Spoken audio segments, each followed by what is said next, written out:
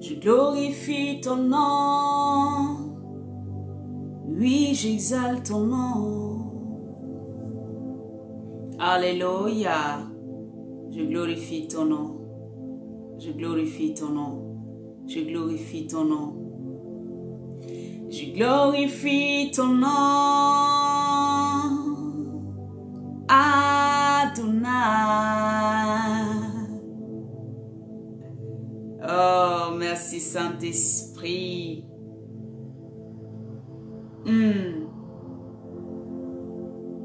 Je glorifie ton nom. Tu es le Dieu Tout-Puissant.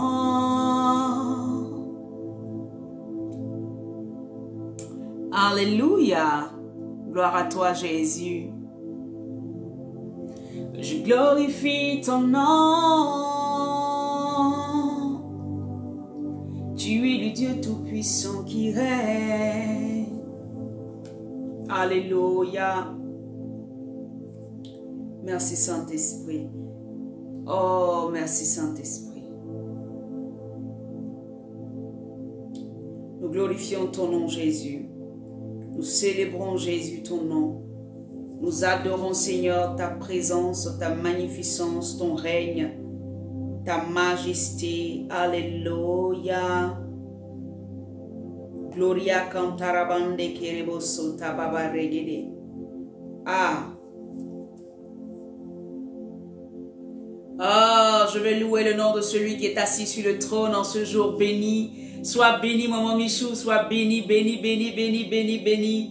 Béni, amen. Soyez bénis au nom puissant de Jésus-Christ de Nazareth. Alléluia.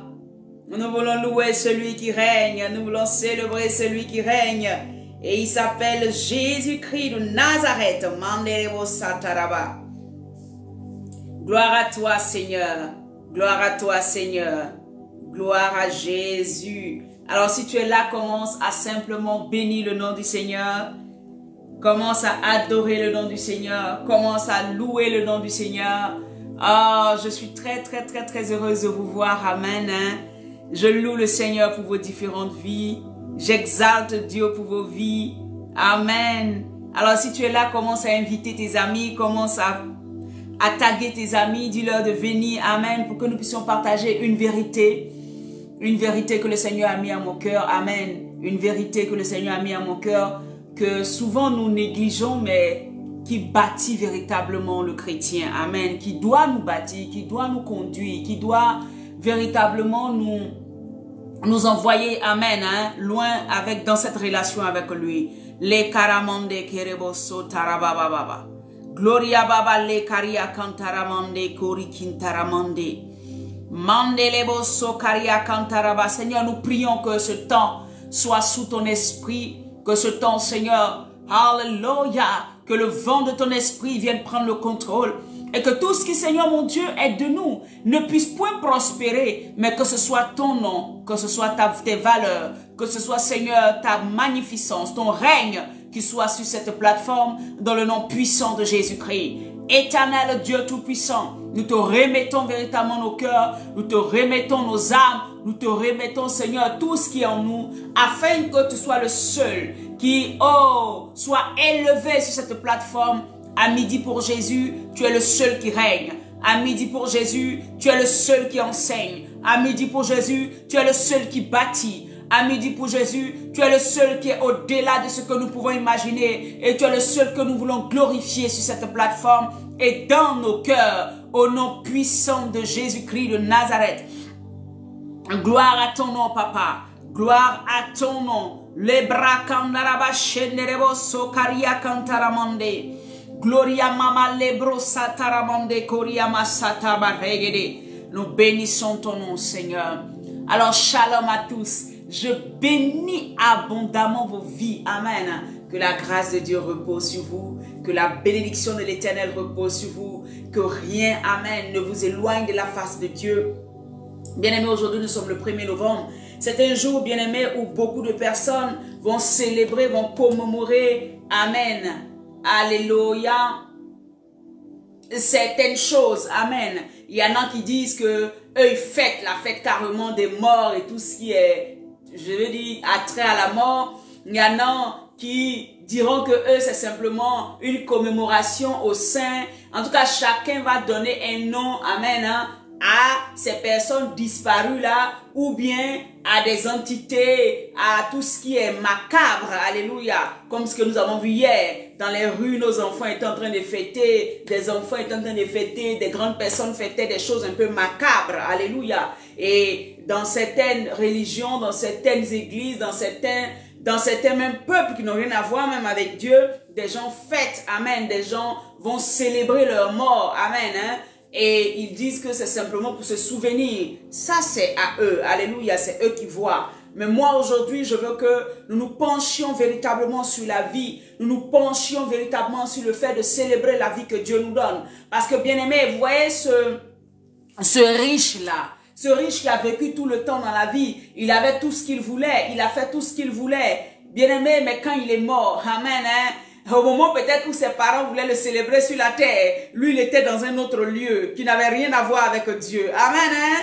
Parce que tout simplement, il avait eu tout ce qu'il voulait sur la terre. Il n'avait pas cherché à connaître Dieu. Donc, vous voyez, on se fatigue. Il y a des vérités bibliques que nous ne pourrons pas mettre sous terre. Alléluia. Pour simplement nous attacher à une doctrine. Non. La doctrine, amen, de l'homme ou la doctrine que l'homme veut emmener simplement pour nous faire plaisir ne pourra jamais surpasser la vérité de Jésus-Christ de Nazareth. Parce que les gens que nous célébrons, qui sont déjà partis, ils ont déjà fait leur vie. Ils ont déjà vécu des choses. Amen. Il leur appartenait à eux d'accepter le Seigneur Jésus et d'être dans un lieu de bonheur. C'est pour cela que ce riche-là, lui, il était riche sur la terre. Peut-être que ses parents vont aller faire des choses pour que, ou bien peut-être ont dû faire, puisque c'est dans le passé, c'était une parabole qui avait été donnée. Mais cet homme-là, il n'était pas là où il fallait. Il n'était pas en présence du Seigneur. Amen. Et la Bible dit qu'il a dit, ah Seigneur, mais attends, Père Abraham, laisse que je retourne, laisse, ou bien dis à Lazare qui est si bien positionné avec toi, dis-lui de retourner, dis à mes parents que, ah ici là, c'est pas seulement la terre, il y a le ciel. Le Seigneur dit, je leur ai envoyé les prophètes, je leur ai envoyé ma parole, je leur ai dit la vérité. Ils disent qu'ils ne veulent pas. Amen. Ce n'est pas quand quelqu'un reviendrait des morts qu'ils croiront. Et c'est la vérité. Tout ce qu'on nous dit, nous ne croyons jamais. Nous ne voulons pas croire. Alléluia. Quand Dieu nous parle, nous refusons de croire. Amen. Hein? Mais nous aimons tout ce qui peut nous faire plaisir. Nous aimons tout ce qui peut nous conforter. Nous aimons tout ce qui peut, amen, hein? nous mettre dans une position où, voilà, Dieu est quand même, hein, il est quand même bien. Hein? Il nous comprend quand même. Voyez, non? C'est ça qu'on aime. Mais bien aimé, sortons des choses qui vont pas qui ne nous aident pas en fait. Alléluia, ça ne nous aide pas. Je vous dis la vérité, ça ne nous aide pas. Ça ne nous aide pas. Alléluia. Célèbre la vie. Célèbre la vie que Dieu te donne. Quand Jésus te donne de pouvoir te réveiller le matin et de respirer encore, ça veut dire qu'il a un plan à faire avec toi. Ça veut dire qu'il y a quelque chose qu'il veut que tu accomplisses. Ça veut dire qu'il y a quelque chose qu'il veut bâtir avec toi. Ça veut dire qu'il y a quelque chose qu'il veut positionner dans ta vie.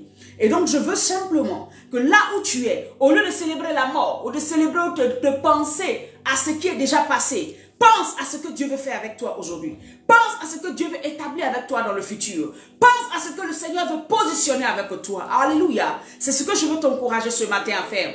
Avant que nous entrions véritablement dans le vif du sujet, je veux t'encourager à plutôt regarder à ce que Dieu veut faire aujourd'hui et à ce que Dieu va faire demain. Ce qui est passé est passé. Alléluia. Voilà pourquoi le Seigneur nous dit clairement, les choses anciennes sont passées, mais il est sur le point de faire quelque chose de nouveau. Et donc nos yeux et nos cœurs doivent se pencher sur les choses que Dieu veut faire de nouveau. Nos yeux et nos cœurs doivent se pencher sur ce que le Seigneur est en train de faire, ou ce que le Seigneur veut faire, ou ce que le Seigneur veut positionner dans nos différentes vies. Je veux t'encourager à cela. Sors des fables. Sors de ce qui peut plaire à ta chair. Alléluia. Sors de ça. Sors de ça. Ça ne va pas t'arranger, ça ne va pas t'aider. Alléluia. Que la grâce de Dieu repose sur chacun.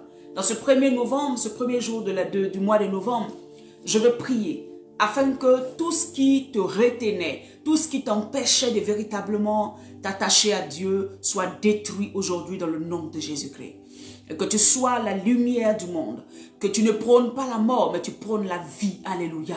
Que tu sois de celle-là, de celui-là qui parle de la vie, qui emmène les gens à comprendre que la vie que Dieu nous donne, elle est précieuse, afin que nous puissions la célébrer. Alléluia. Il est temps que tu puisses comprendre que Dieu te donne la vie pour pouvoir encore sauver du monde, pour sauver ta famille qui ne connaît pas encore Dieu, pour sauver le peuple qui est en face de toi qui ne connaît pas encore Dieu, pour sauver tes enfants qui ne connaissent pas encore Dieu, pour sauver tes collègues qui ne connaissent pas encore Dieu. Eux, ils ne sont pas encore morts. Ils ont besoin de toi. Ils ont besoin de la parole de vie qui est dans ta bouche. Ils ont besoin de cet évangéliste que tu es pour sauver leur âme. Ils ont besoin que tu leur amènes le nom de Jésus-Christ, afin que le jour où ils ne seront plus, ils soient à la bonne position. Qu'ils ne soient pas en train de périr dans le feu, mais qu'ils soient en train de sauver leur vie. Qu'ils soient quelque part en train d'adorer Dieu. Qu'ils soient quelque part en train de dire Seigneur merci parce que tu m'as sauvé.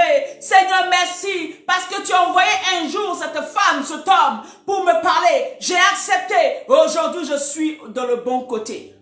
Du bon côté, amen, de la vie, du bon côté, alléluia. Merci Seigneur. C'est ça que nous devons faire.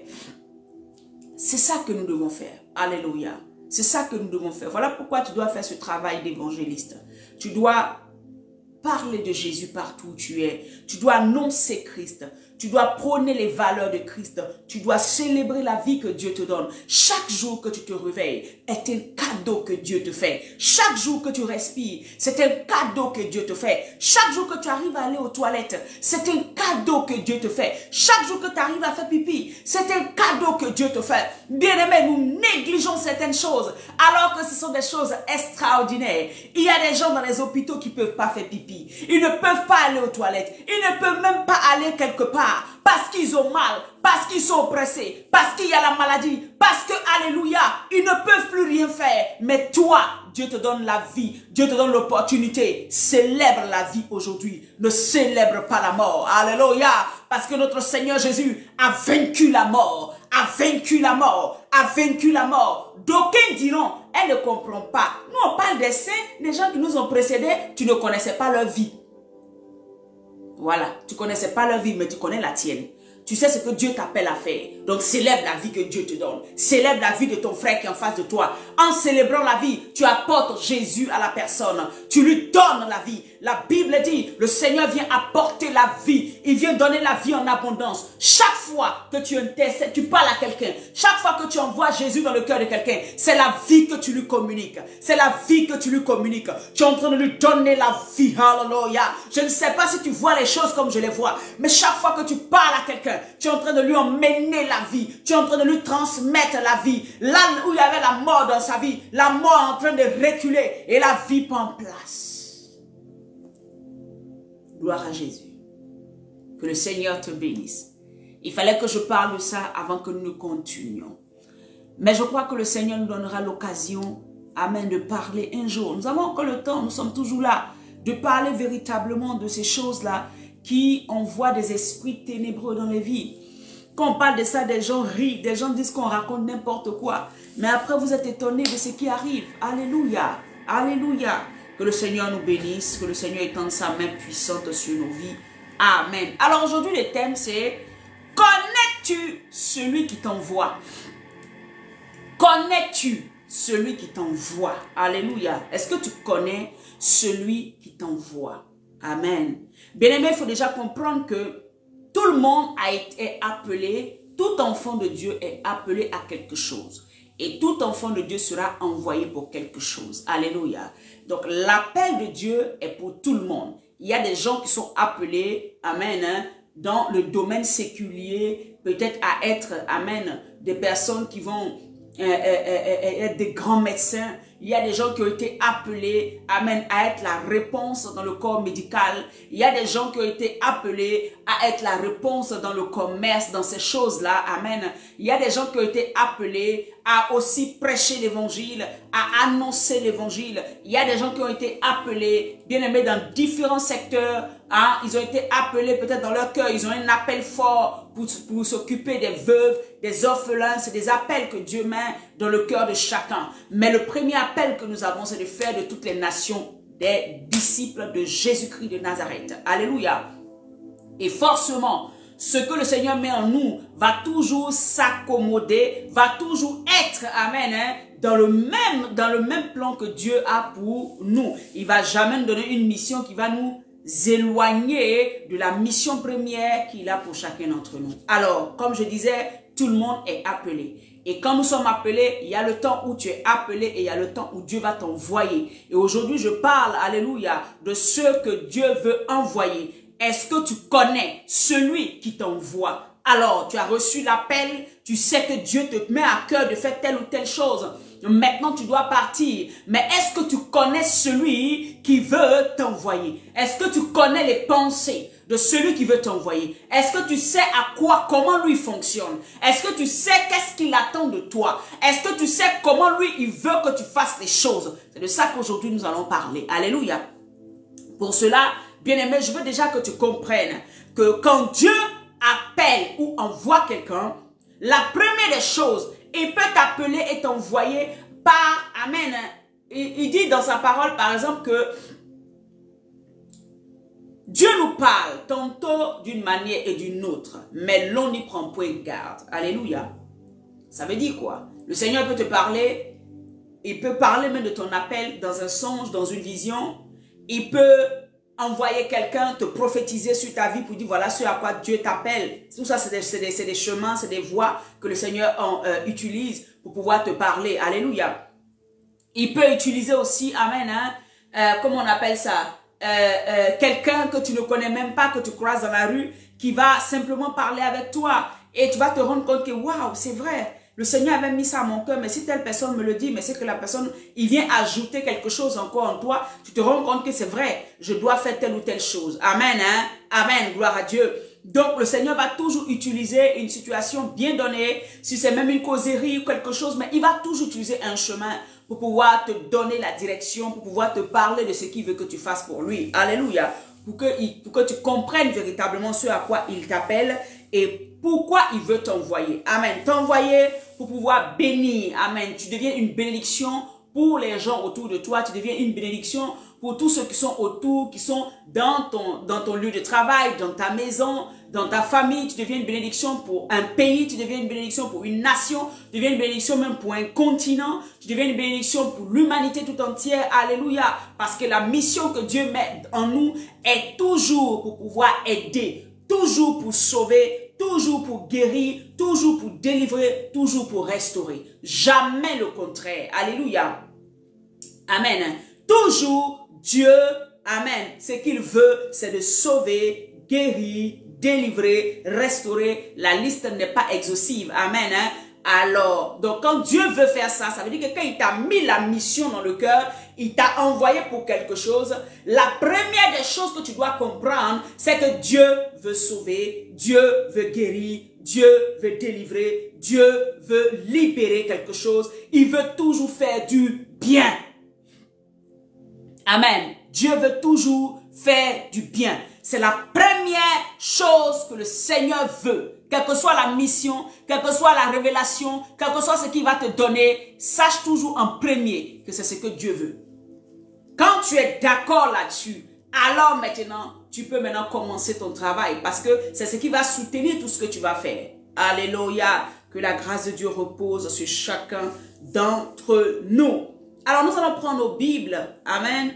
Et nous allons parler de quelqu'un qui s'appelle Jonas. Alléluia. Je sais que vous avez déjà lu. Hein? Jonas, c'est un livre qui n'est pas long.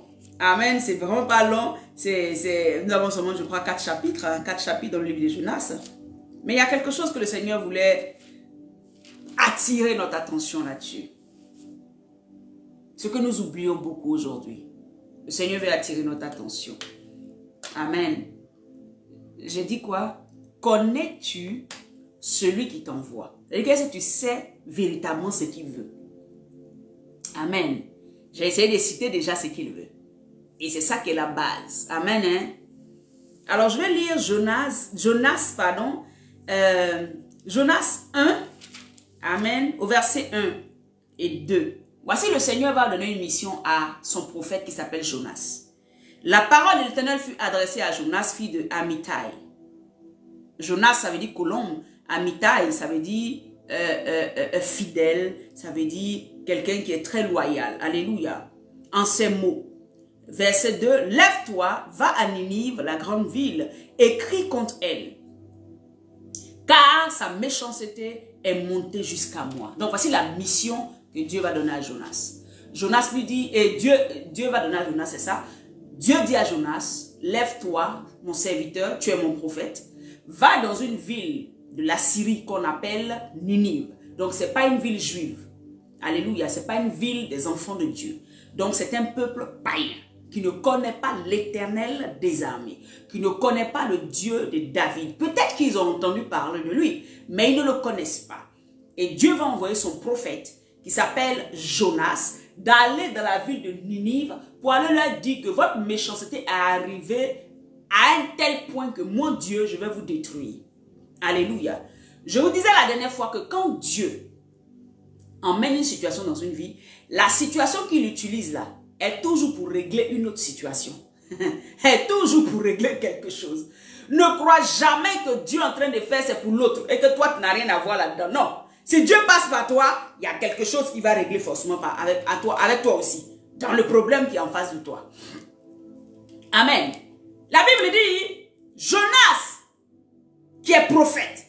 Puisque Jonas, si vous ne le savez pas, je vous informe que Jonas, d'après les commentateurs de la Bible, était déjà prophète en Israël, en Judée. Il était déjà prophète.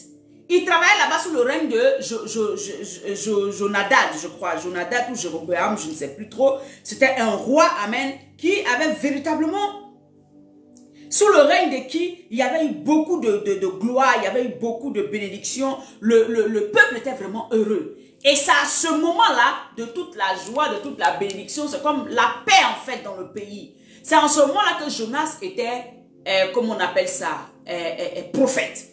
Donc, Dieu va se rendre compte que Jonas est prophète là, c'est vrai, depuis des années sous le règne de ce roi-là. Jonas est là et il appelle Jonas, il lui dit, bon, moi je veux que tu partes dans une ville de la Syrie chez des païens pour leur dire que je vais les détruire parce qu'ils font mal. Ce qu'ils font là, moi je n'aime pas. Jonas se lève et dit, moi, pourquoi? Je ne vais pas. La Bible dit que Jonas va fuir loin de la présence de Dieu. Jonas est serviteur de Dieu. Donc Jonas a été appelé et il est prophète. Donc ça veut dire qu'il connaît maintenant la mission par laquelle il avait déjà commencé une mission pendant le règne, amen, hein, de ce roi-là. Pendant le règne en Israël, il était déjà prophète. Mais Dieu va l'emmener à aller dans une autre ville païenne. Parce qu'il y a quelque chose qu'il veut faire comprendre au peuple d'Israël. Amen. Il veut expliquer quelque chose et il veut comprendre quelque chose au peuple d'Israël. Donc il envoie Jonas, il lui dit, va dans telle ville et tu leur parles. La Bible dit que Jonas va fuir loin de la présence de Dieu. Bien aimé, où tu peux fuir de la présence de Dieu? Toi, tu ne peux pas fuir. Quand Dieu t'envoie, tu ne peux pas fuir. Quand Dieu te dit, t'as fait telle chose, tu ne peux pas t'éloigner de la présence de Dieu. Où peux-tu aller? Même tu montes au ciel, tu descends, tu ne peux te cacher nulle part. Parce que les yeux de l'Éternel parcourent la terre et voient toutes choses. Amen. Voilà pourquoi je veux simplement que tu comprennes quelque chose. Le Dieu que tu sers, tu ne le connais pas assez pour comprendre les voies qu'il utilise pour pouvoir ramener toujours des gens à lui et de comprendre véritablement sa nature première qui est l'amour. Jonas va refuser d'aller à Ninive. La Bible dit qu'il se retrouve à Tarsis. Il va dans un bateau et tout ça. Vous savez déjà l'histoire. Je n'ai pas besoin de revenir dans certains détails. Et dans le bateau, les gens vont se rendre compte que non, c'est toi qui es maudit. Alors descends de notre bateau, ils vont le jeter à la mer. Alléluia. Il va reconnaître là que c'est de ma faute si on a tous ces problèmes. La tempête va se lever et toutes ces choses. La Bible dit que le gros poisson va venir avaler Jonas. Et Jonas, le Seigneur va parler après au gros poisson qui va vomir Jonas. Pendant les 3 jours et 3 nuits que Jonas va faire dans le ventre du poisson, Jonas passera le temps à se repentir, à vraiment plaider sa cause auprès de l'Éternel. À plaider pour dire, Seigneur, je reconnais, je te demande pardon, je vais faire ce que tu dis. Je me rends compte qu'on ne peut pas te fuir et ce que tu demandes, nous sommes obligés de te suivre et tout ça. La Bible dit que Dieu parle au poisson. Après que Jonas s'est rendu compte, Dieu va pardonner, écoutez-moi bien, Dieu va pardonner à Jonas sa désobéissance première. Parce que Jonas va fuir loin de Dieu, ça veut dire qu'il va désobéir à Dieu. Donc, Dieu pardonne à Jonas, Il dit, ok, d'accord, mon fils, comme tu m'as demandé pardon, tu as laissé tout tomber, je laisse tout. Je laisse, il n'y a pas de souci. Il parle au poisson et le poisson le vomit non loin de Tarsis, non loin de Ninive. Et Jonas prend sa route, il va à Ninive. La Bible dit que la ville était tellement grande qu'il fallait 3 jours de marche dans la ville. À partir du premier jour, Jonas va commencer à proclamer la parole de l'Éternel.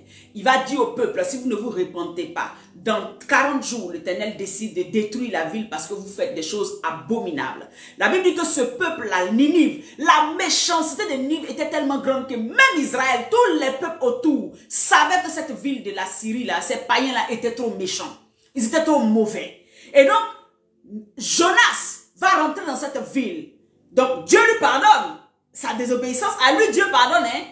Il rentre à Ninive et il commence à proclamer la parole de Dieu. Repentez-vous, sinon l'Éternel va détruire. Dans 40 jours, dans 30 jours, dans 20 jours, dans combien de jours? Jonas commence à déclarer la parole. La Bible dit, Amen, au verset 10 de chapitre 3, hein, Dieu vit qu'il agissait.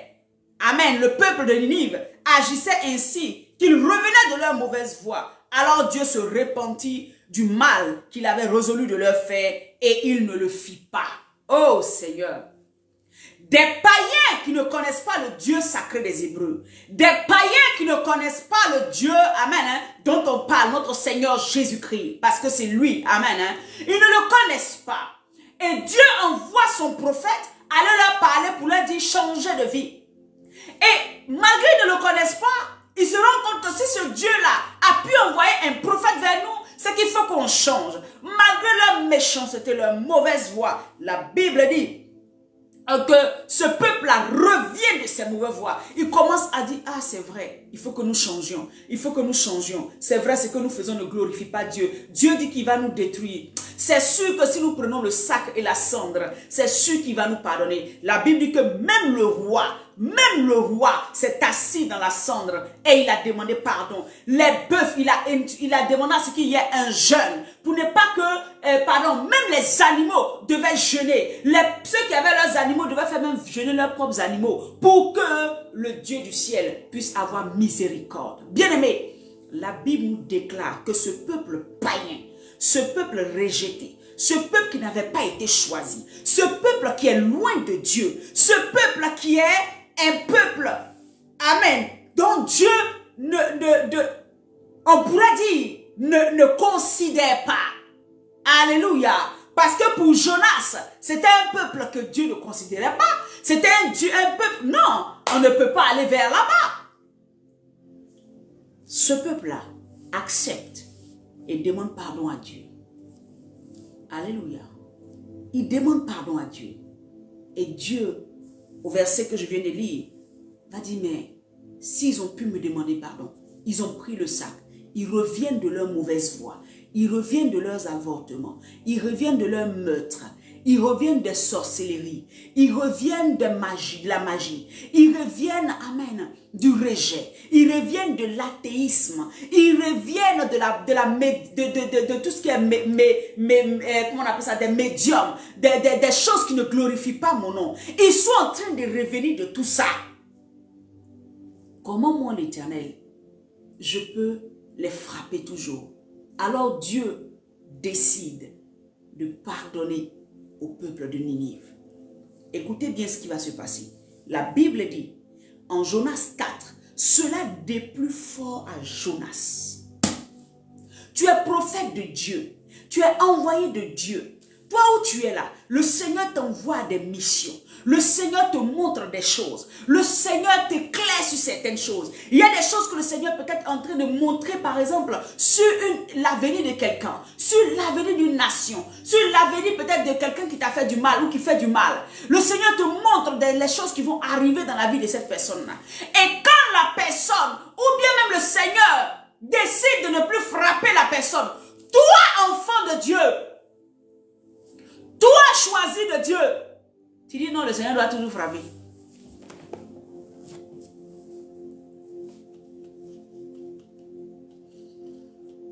Toi, serviteur de Dieu, toi, enfant de Dieu, tu dis non. Tu n'es pas d'accord. Le Seigneur doit toujours les frapper. Sur quelle base tu te mets? Qui t'a véritablement envoyé? Connais-tu celui qui t'a envoyé? Quand nous servons Dieu, quand Dieu envoie une révélation, quand Dieu dit je vais frapper, quand Dieu dit je vais tuer, quand Dieu dit je vais exterminer, son besoin premier, sa volonté première n'est pas de tuer, n'est pas d'exterminer, c'est d'envoyer ces personnes-là. Il cherche à ce que ces personnes-là se répandent. Quand même une personne t'a fait du mal, et que peut-être tu as vu que la personne, quelque chose est en train de lui arriver, sache que la volonté première de Dieu n'est pas que cette personne meure. Il veut que cette personne se répande. Voyez? C'est pour ça que le Seigneur m'a emmené aujourd'hui. Le Saint-Esprit m'a dit, connais-tu celui qui t'envoie?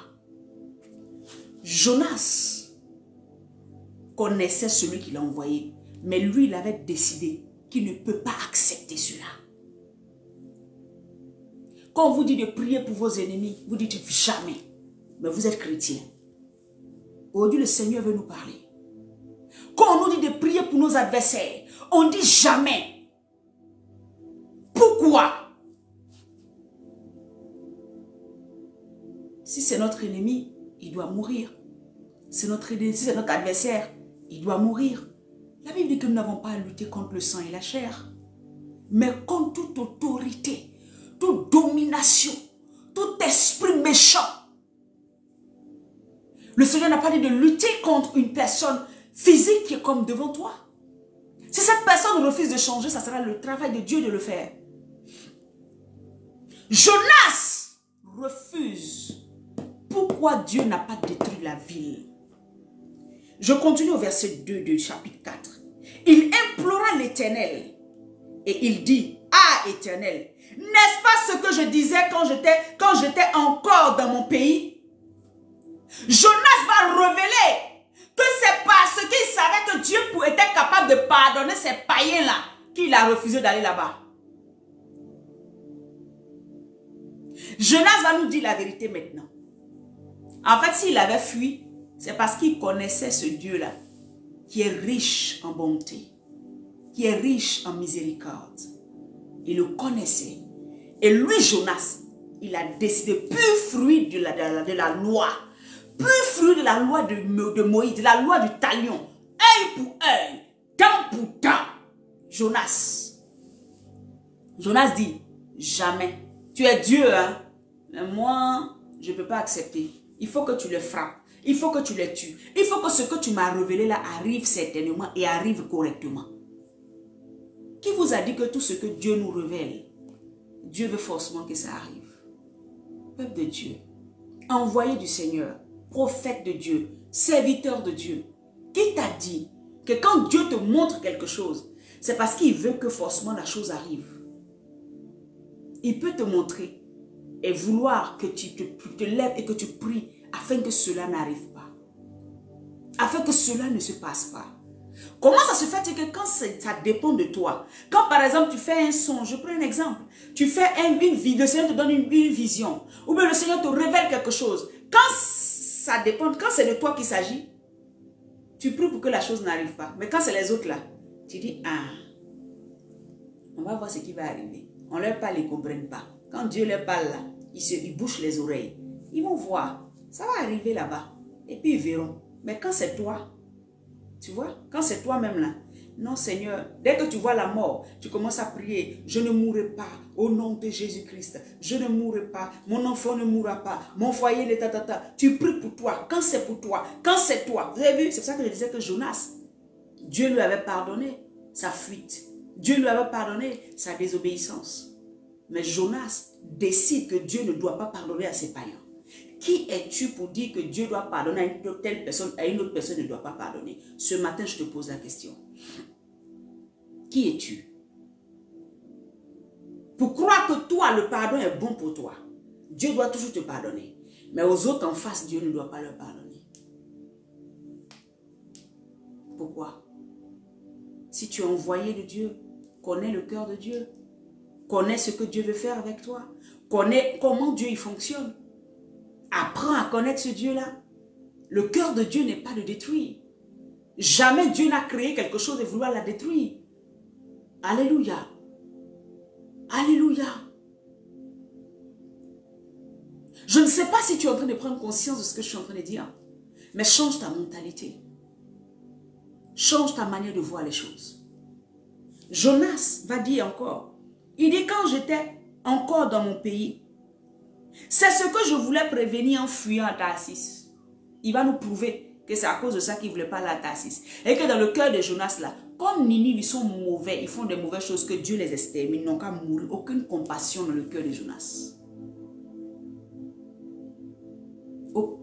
Il n'y a pas de miséricorde dans le cœur de Jonas. Je peux comprendre que Jonas soit comme ça. Pourquoi? Parce qu'il a été appelé et il est prophète sous le temps de la loi. Mais toi aujourd'hui qui es sous le temps de la grâce, toi aujourd'hui qui connais les bontés de l'Éternel, toi aujourd'hui qui connais comment Dieu y fonctionne, toi aujourd'hui qui sais que Dieu est tellement bon, tu ne mesures même pas comment il est capable de pardonner à quelqu'un qui a fait la faute la plus pire. C'est facile pour toi de le dire, mais tu ne veux pas. Comment tu peux être avec Christ et croire et penser que Dieu ne peut pas pardonner à un meurtrier? Non, il a trop fait du mal, on ne peut pas lui pardonner. Non, il a trop fait du mal, il doit payer. Tu es chrétien? Tu es disciple de Jésus? Je me pose la question. L'apôtre Paul s'est mis avec des gens pour tuer Étienne. L'apôtre Paul a fait des campagnes pour terroriser les enfants de Dieu. Dans notre temps, on peut appeler l'apôtre Paul comme quelqu'un qui était un rebelle, qui tuait les enfants de Dieu, qui poussait les gens à les écraser, qui poussait les gens à tuer les enfants de Dieu, à oppresser les enfants de Dieu. Mais la Bible me dit que quand Dieu a regardé Paul, il n'a pas vu seulement l'action de Paul, mais il a vu le cœur de Paul qui est capable, qui peut utiliser. Alléluia. Le Seigneur va entrer et il va dire à Paul, Paul, pourquoi me persécutes-tu? Et il a tué. N'oublions pas ça. N'oublions jamais cela. Il a participé à la mort d'Étienne. Il a participé à la mort de plusieurs. Et ceux qui allaient l'accepter, ceux qui allaient l'accepter après dans le ministère, savaient ce qu'il avait fait. Ananias qui avait été envoyé, savait ce que Paul avait fait. Mais ça n'a pas empêché Ananias, alléluia, d'obéir à Dieu. Quand Dieu lui a dit, va prier pour Paul, il allait prier. Va déclarer ma parole sur Paul, il allait le faire. Parce que dans la nouvelle alliance, les comportements et les caractères doivent changer. Dans la nouvelle alliance, l'amour prime. Dans la nouvelle alliance, le pardon prime. Dans la nouvelle alliance, les choses sont différentes que dans l'ancienne alliance. Nous ne sommes plus sous la loi de Talion. Aaron, va te coucher s'il te plaît. Va dans la chambre. Excusez-moi. Laisse la porte. Alléluia. Amen. Les choses changent. Voilà pourquoi nous sommes combattus nous-mêmes. Parce que nos cœurs sont fermés. Pour nous, nous avons droit au pardon. Et c'est ce qui s'est passé. Jonas se croyait supérieur aux gens de Ninive. Ils étaient des païens. Lui, il était fils de Dieu. Lui, il était de la royauté. Lui, il était du peuple de Dieu. Le peuple élu de Dieu. Alors, quand on parle de grâce, c'est de lui seul qu'il s'agit. Quand on parle de bénédiction, c'est de lui seul qu'il s'agit. Les autres ne méritent pas. Ils se croyaient supérieurs. Alléluia. Je continue. Car je savais que tu es un Dieu compatissant et miséricordieux, lent à la colère et riche en bonté, et qui te répond du mal. Dieu se répand du mal. Dieu n'aime pas faire le mal. Connais-tu celui que tu adores? Il ne veut pas tuer, il ne veut pas détruire. C'est nous qui le poussons souvent à bout. C'est nous qui le poussons à bout. Et souvent, certaines calamités nous arrivent. Alléluia. Maintenant, Éternel, prends-moi donc la vie, car la mort m'est préférable à la vie. Jonas, qu'est-ce que tu as? Madame Jonas, Monsieur Jonas, qu'est-ce que vous avez? Parce que tout simplement ce que Dieu t'a révélé, tu n'as pas vu ça s'accomplir de tes yeux. Tu n'as pas vu comment Dieu a frappé telle personne qui a fait du mal. Donc automatiquement, Dieu n'a qu'à te tuer parce que ce qu'il t'a montré doit forcément arriver. Et si la personne s'est repentie sur la route là-bas? Si le Seigneur décide de faire grâce à la personne, qui es-tu pour empêcher cela? Alléluia. Jonas refuse. Jonas s'irrite contre Dieu. Bien aimé, nous allons prendre Ézéchiel 22. Alléluia. Le livre d'Ézéchiel 22. Ézéchiel 22. Tout le chapitre nous parle aussi de ce peuple. Amen. Qui vivait dans la... qui était criminel. Le peuple d'Israël. Les mêmes enfants de Dieu. L'autre on a parlé des païens que Dieu a pardonné. Mais là on parle même du peuple de Dieu. De Jérusalem. Amen. La parole de Dieu me fut adressée. Et toi, fils de l'homme, jugeras-tu cette ville sanguinaire? Regardez. Cette ville sanguinaire. C'est-à-dire qu'il y avait des sacrifices d'enfants qui se faisaient là-bas. Il y avait des mauvaises choses qui se passaient là-bas. Amen. Donc vous voulez me dire que si quelqu'un a fait sacrifice d'enfants dans sa vie qui vient à Jésus, Jésus va le rejeter? Si quelqu'un a tué des milliers de personnes qui viennent à Jésus, Jésus va le rejeter? Dites-moi, connaissez-vous celui que vous adorez? Tu diras ainsi par l'Éternel, l'Éternel, ville qui répand le sang au milieu de toi, que ton jour arrive, et qui fait, pardon, c'est ça? Ville qui répand le sang au milieu de toi, pour que ton jour arrive, et qui te fait des idoles pour te souiller. Combien d'idoles nous ne faisons pas? Physique, comme spirituel, comme même dans nos cœurs. Nous avons plein d'idoles. Nous-mêmes, enfants de Dieu, là, plein d'idoles. Nous sommes chrétiens, mais nous adorons le monde. Nous sommes chrétiens, mais nous aimons les choses du monde plus que Dieu, plus que les choses de l'esprit. Alléluia. Nous nous souillons tous les jours. Mais nous méritons le pardon. Hein. Parce que Jonas, pour lui, il méritait le pardon, mais les autres ne méritaient pas. Tu es coupable à cause du sang que tu as répandu. Quand tu es chrétienne et puis tu es allé te faire avorter malgré que tu étais chrétienne, tu as droit au pardon. Tu as droit à ça. Pardonne-moi, Seigneur. Mais les autres n'ont pas droit. Bien aimé, toutes les fois que tu as avorté là, c'est la même chose comme ce monsieur politicien qui a tué des milliers de personnes là. C'est la même chose, tu as tué aussi. Donne-moi la différence. Arrêtez de vous mettre dans les débats inutiles. Connaissez Dieu. Toutes les fois où tu as haï quelqu'un, la Bible dit, le Seigneur dit, on vous a dit que si vous touchez à la femme de quelqu'un, vous avez commis l'adultère. Mais moi, Jésus, moi, votre Messie, là, je dis, si vous la regardez simplement, vous l'avez convoité seulement, vous avez déjà péché. Est-ce que vous savez qui vous adorez? Ça veut dire, quand tu as regardé quelqu'un et que tu as eu de la haine contre lui, tu es au même titre que celui qui a pris son épée, a pris son arme et puis il a tiré sur quelqu'un. Tu es pareil à lui. Quand tu as de la haine contre quelqu'un, tu es pareil. Il n'y a pas de différence. Connaissons notre Dieu. Connaissons la parole. Quand tu as de la haine, tu es pareil comme quelqu'un qui a tué, qui a pris son âme, son épée, et puis il a tué quelqu'un. Il n'y a pas de différence.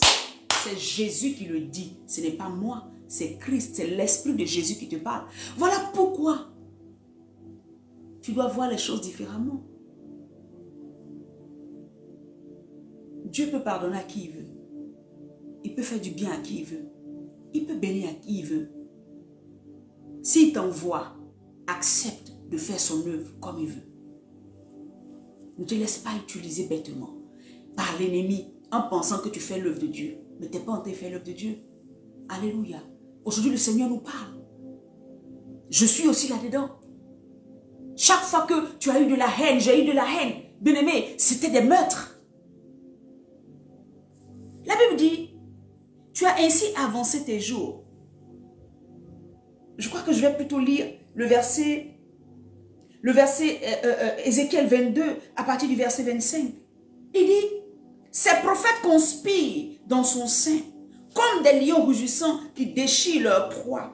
Ils dévorent les âmes, ils s'emparent des richesses et des choses précieuses. Ils multiplient les veuves au milieu d'elles. Verset 26. Ces sacrificateurs violent ma loi et profanent mes sanctuaires. Ils ne distinguent pas ce qui est saint de ce qui est profane.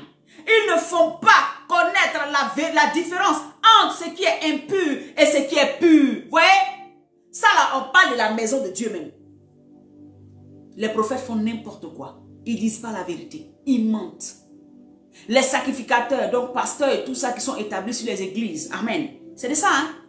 Qu'est-ce qu'ils font? Ils ne font que, amen, profaner les sanctuaires. Ils n'emmènent pas les enfants de Dieu à connaître la vérité. Ils ne prêchent que ce qui va faire plaisir aux enfants de Dieu. Ils ne prêchent pas la sainte vérité de Jésus-Christ de Nazareth.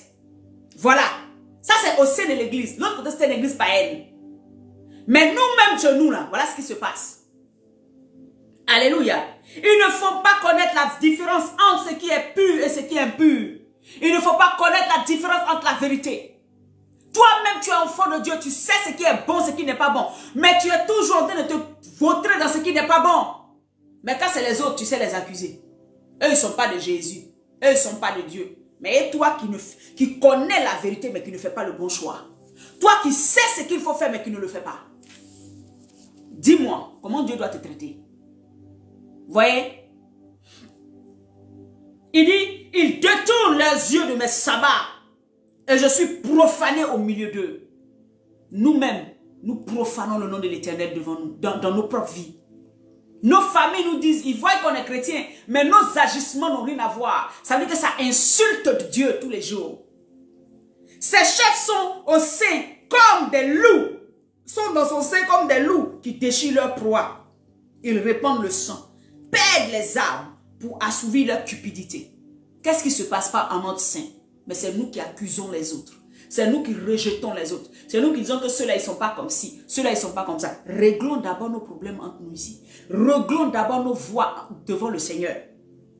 Verset 28.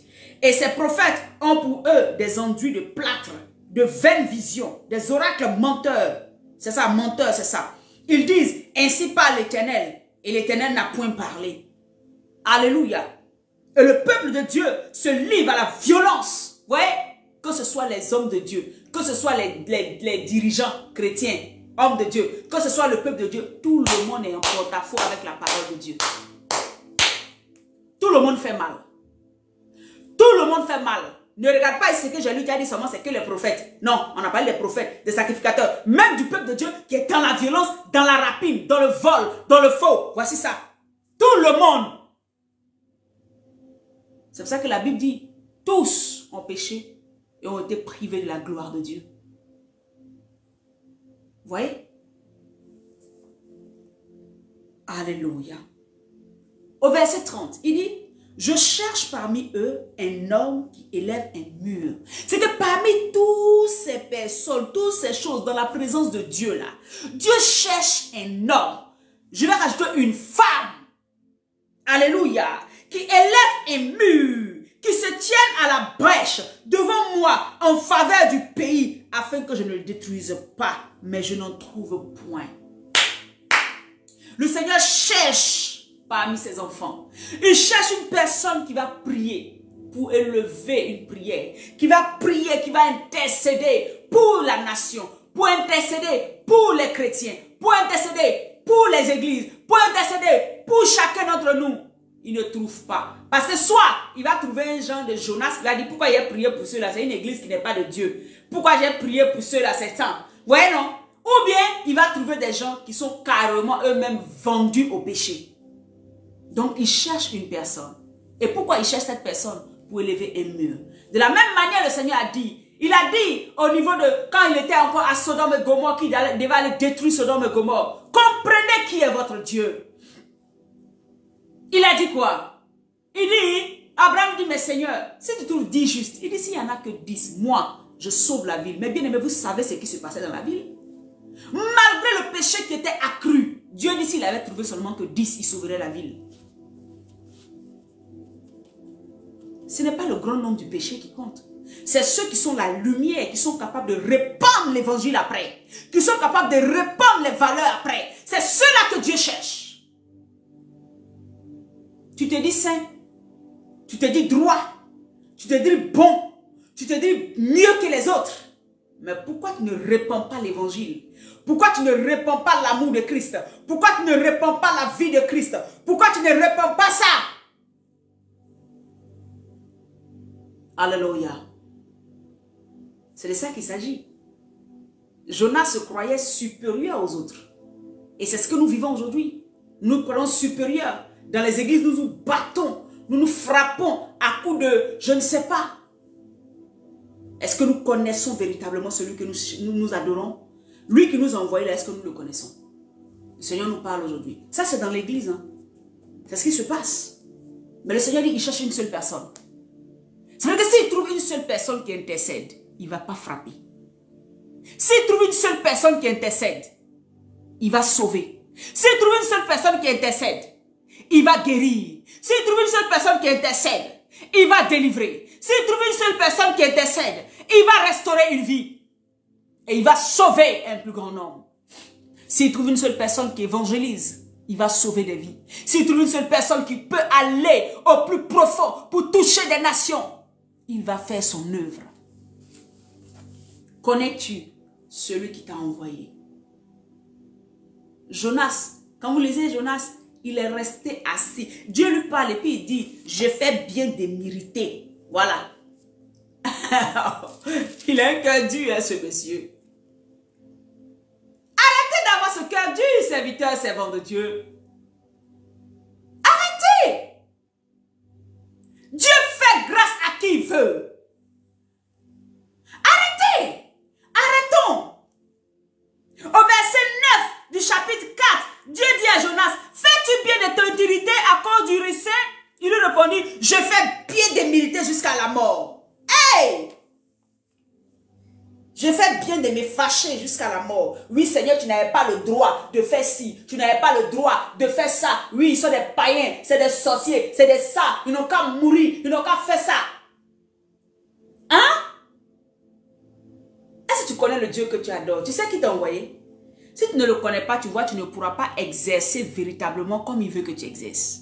La mission pour laquelle il t'envoie, tu ne pourras pas le faire avec, je veux dire, correctement pour que son cœur soit réjoui. Parce que tu ne le connais pas. Tu ne sais pas exactement ce qu'il veut. Tu ne sais pas. Si on prend un dictateur aujourd'hui qu'on l'amène devant toi, on te dit, lui, il a tué tout un pays. Et puis toi, tu es serviteur de Dieu, tu fais quoi? Tu es servant de Dieu, tu fais quoi? Tu as dit quoi? Non, parce qu'il a tué, je ne prie pas pour lui. Mais tu es en dehors de la voie de Dieu. Tu es en déphasage avec Dieu. Parce que Dieu va parler à Ninive, qui est un peuple qui a tué, qui fait tout ce qui est mauvais. Mais Dieu leur pardonne parce qu'ils sont revenus de la mauvaise voie. Notre objectif à nous, c'est d'envoyer des gens à revenir de la mauvaise voie. Notre travail à nous, c'est d'envoyer les gens à revenir de la mauvaise voie. Ananias ne rejette pas Paul, malgré il a été auteur et même a incité les gens à tuer, comment on appelle ça, Étienne, oui c'est ça, Étienne, et plusieurs. Connais le Dieu qui t'a envoyé. Sors de la loi. Tu es chrétien, mais tu es trop sous la loi. Tu es encore sous la loi du talion. Œil pour œil, dent pour dent. C'est ça qui te motive dans la vie chrétienne. Manifeste l'amour de Jésus. La loi n'a pas été abolie, mais elle a été accomplie par l'amour. La loi n'a pas été abolie, mais elle a été accomplie par l'amour.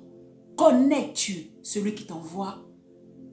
Parce que s'il t'envoie, si tu ne le connais pas, tu vas faire mal. Tu vas détester là où il ne faut pas détester. Tu vas rejeter là où il ne faut pas rejeter.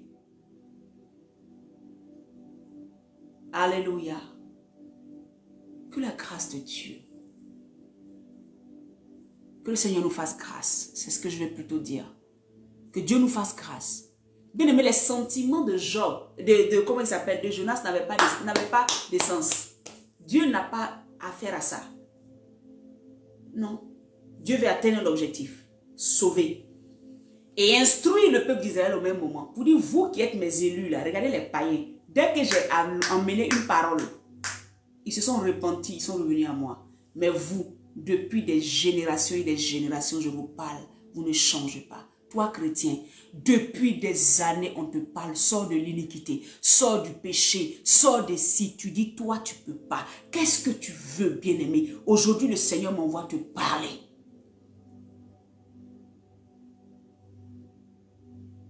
Depuis que tu as accepté Jésus, le Seigneur t'envoie, il te parle. Sa parole te parle. Tu fermes tes oreilles. Tu fermes tes oreilles. Tu fermes tes oreilles. Tu fermes ton cœur. Tu dis, toi, tu ne vas pas accepter ça. Aime ton prochain, tu dis non. Pardonne à tes ennemis, tu dis non. On dit, ne pêche pas. Tu dis, j'ai péché. Ne fais pas d'iniquité. Je vais faire. Pas de fornication. Je vais faire. Pas de si. Je vais faire. Mais regarde.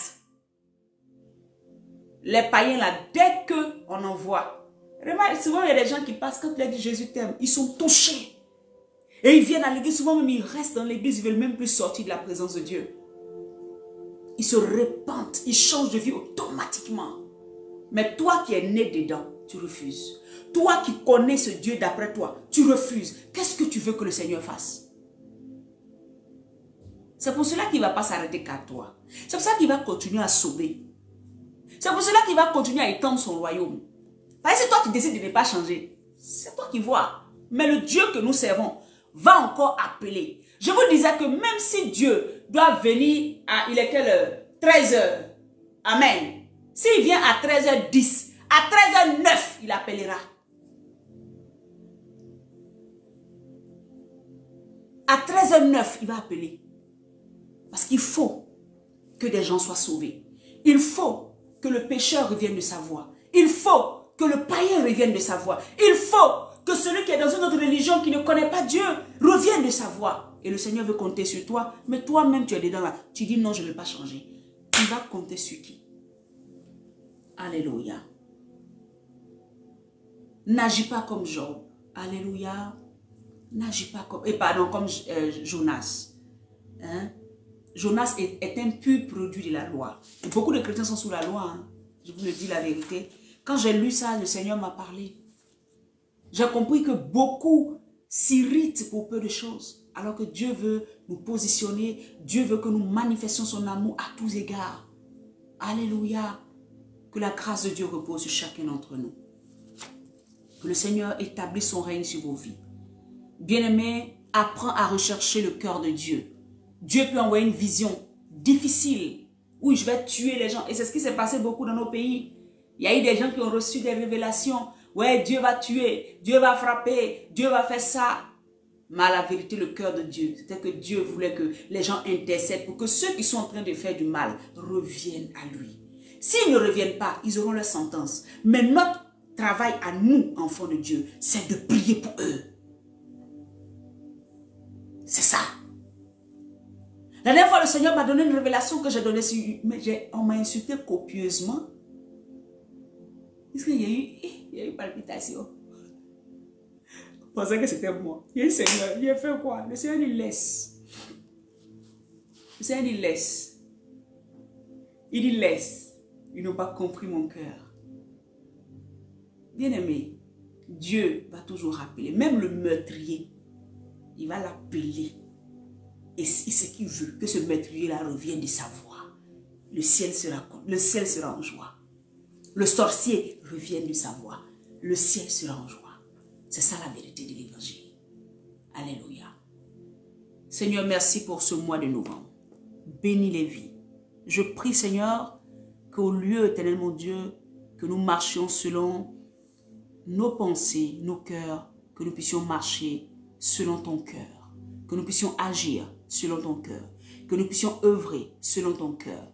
Que Père éternel, tout ce qui est dans nos cœurs, Papa, qui nous retiennent loin de toi, qui font que nous ne te connaissons pas, qui font que nous restons encore, Seigneur mon Dieu, sous la loi, au lieu de marcher, Père éternel, dans ton amour. Nous voulons, Seigneur mon Dieu, renoncer à tout cela. Change nos mentalités, change nos cœurs, afin que nous soyons des personnes sur qui tu peux compter, pour pouvoir envoyer cette lumière dans ce monde, pour pouvoir envoyer, Seigneur mon Dieu, ce goût dans ce monde, afin que le sel que nous sommes, nous puissions, éternel mon Dieu, oh, donner du goût, Seigneur mon Dieu, à cette terre, à cause de ton amour que tu as manifesté, jusqu'à la dernière minute sur la croix, tu as manifesté ton amour, jusque près du Père, assis à la droite de Dieu le Père, tu es encore en train d'intercéder pour que nous soyons plus meilleurs, pour que la meilleure version de nous, Seigneur, s'exprime. Tu es encore en train d'intercéder. Je prie, Papa, continue, Papa, parce que tu le fais jusqu'à ce que les derniers temps arrivent, jusqu'à ce que nous te retrouvions. Tu intercèdes toujours pour nous, pour que nous revenions de nos mauvaises voies,